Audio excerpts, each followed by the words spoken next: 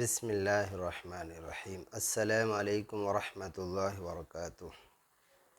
अल्लाह से दुआ करता हूँ कि अल्लाह सबको खुशहाल रखे। तो भाइयों, आज अपन बात करेंगे कंपनी के बारे में कि कैसे पता करें कि कंपनी बड़ी है एक छोटी है। तो कंपनी आमतौर से चार कैटेगरी में होती है। एक लार्जेस्ट कंपनी होती है, दूसरी मिड कैप होती है, तीसरी स्मॉल कैप होती है, चौथी नैनो कैप होती है।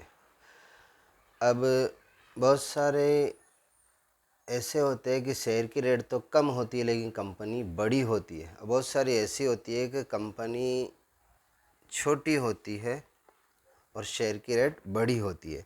जैसे मिसाल के तौर पे ऐसा समझो कि किसी कंपनी के पास 10 शेयर है टोटल, और उसमें से रेट है उसकी 100 रुपये की, तो ये 1000 रुपये की कंपनी हुई। और एक कंपनी है कि जिसके पास 1000 शेयर है और 5 रुपये की रेट है। अब रेट कम है लेकिन ये 5000 रुपये की कंपनी हुई।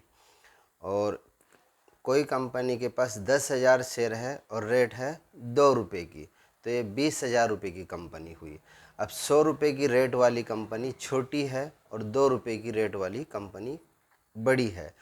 कंपनी का कैलकुलेट इस तरीके से किया जाता है कि टोटल शेयर और रेट दोनों को गुणा करो, जितना आता उतना। तकरीबन 1 लाख करोड़ के ऊपर की कंपनी लार्जेस्ट होती है, 10,000 से ऊपर की स्मॉल कैप होती है, 10,000 से नीचे की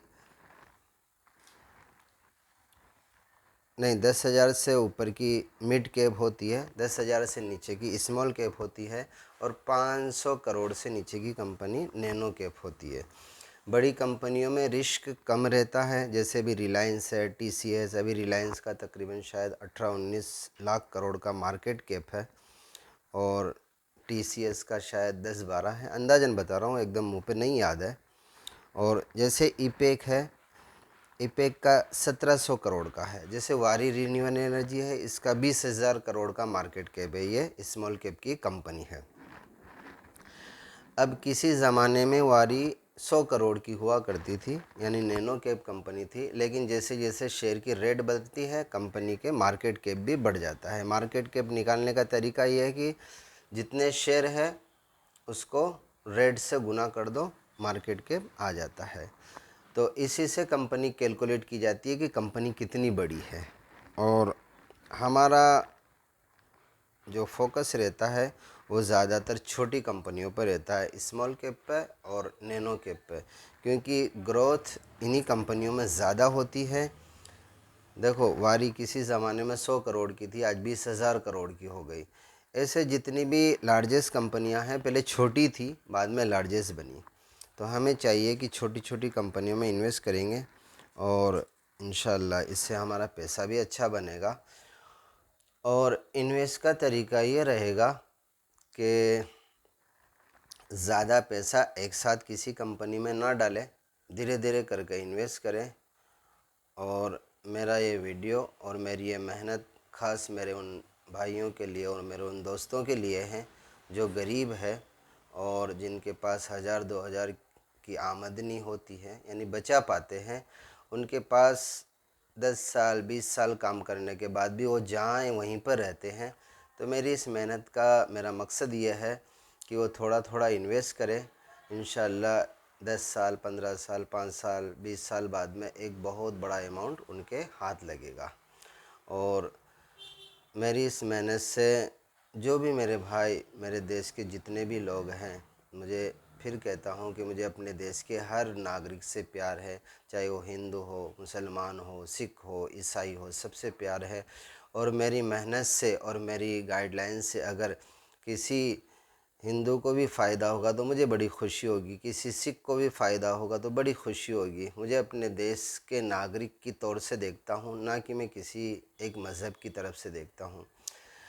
और अब मेरी मेहनत उन्हीं गरीबों के लिए है जो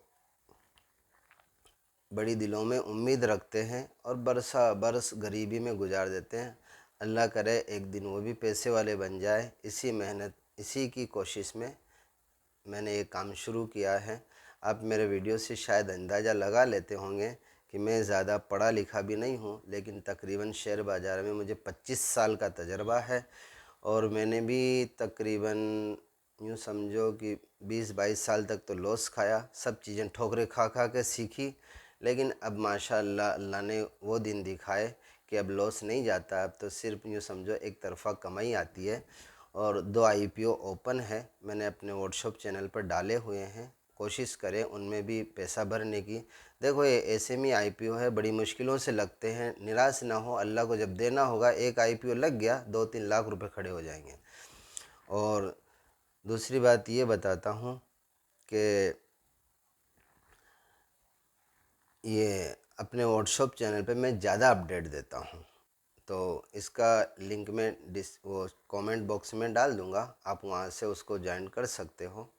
और अगर आपको अच्छा लगे और आपका दिल करे तो अपने दोस्तों को भी शेयर करो, हो सकता है कि अपने शेयर करने से किसी का फ़ायदा हो जाए, इसी नीयत से शेयर करो। और अपने को शोहरत या कोई और चीज़ें नहीं मकसूद है, मकसूद ये है कि किसी को अपनी वजह से फ़ायदा हो जाए, हम फ़ायदे वाले इंसान बने, किसी को दुख देने वाले या मुसीबत वाले ना बने। अल्लाह करे मेरी बात आपको समझ में आ जाए। अस्सलामु अलैकुम वरहमतुल्लाहि वबरकातुहू।